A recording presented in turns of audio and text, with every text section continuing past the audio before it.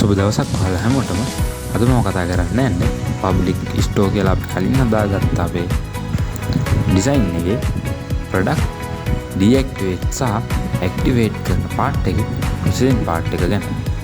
මුලින්ම අපි බලමු යූසර් කෙනෙක් අදාළ ප්‍රොඩක්ට් එක කොහොමද ඇක්ටිවේට් සහ ඩීඇක්ටිවේට් කරන්න කියලා.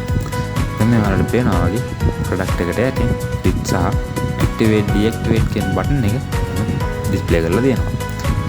අපි ඩීඇක්ටිවේට් කියන බටන් එක උඩ ක්ලික් කරාට පස්සේ උඩින් ප්‍රොඩක්ට් ඩීඇක්ටිවේට් සක්සස්ෆුලි කියලා මෙසේජ් එකක් එක්ක ඉන්ඇක්ටිව් කියන මෙසේජ් එක අපිට පෙන්නනවා. අපිට ආපහු ඒ බටන් එකෙන්ම ඒක ඇක්ටිවේට් කරගන්න පුළුවන්. අපි දැන් බලමු අපේ කෝඩින් පාර්ට් එක මම කරගෙන තියෙන්නේ කොහොමද කියලා. මුලින්ම මම seller dashboard.php කියන ෆයිල් එකේ ස්ක්‍රිප්ට් එක ඇතුලේ ෆන්ක්ෂන් එකක් හදාගෙන තියෙනවා.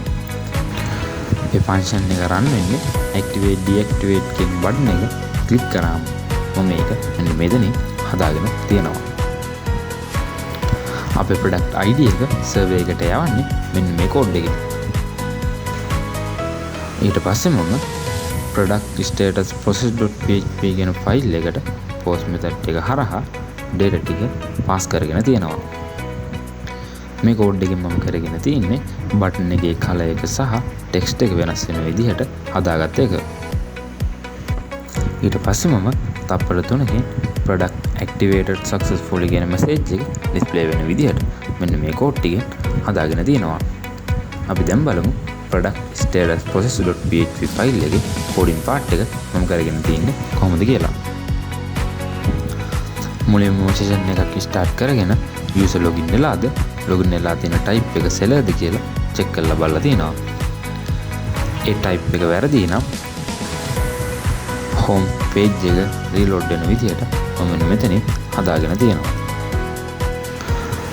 ඊට පස්සේ මම මේ code එක JS එකෙන් post කරපු product ID ටික අරගෙන security එකක් හදාගෙන තියෙනවා.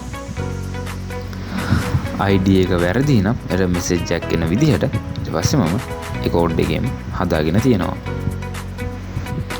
ඊට පස්සේ මම select tool එක කරහා ඒ ID එක match වෙනවද ඒ product එක අදාළ seller ගේමද කියලා check කරලා බලලා තියෙනවා.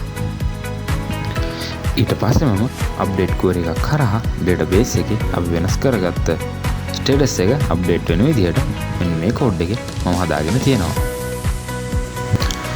ඊට පස්සේ JS එකට new status එක යන එක වගේම අදාළ බටන් එකේ කලර් එක change වෙන විදිහට මෙන්න මේ code එකේ හදාගෙන තියෙනවා.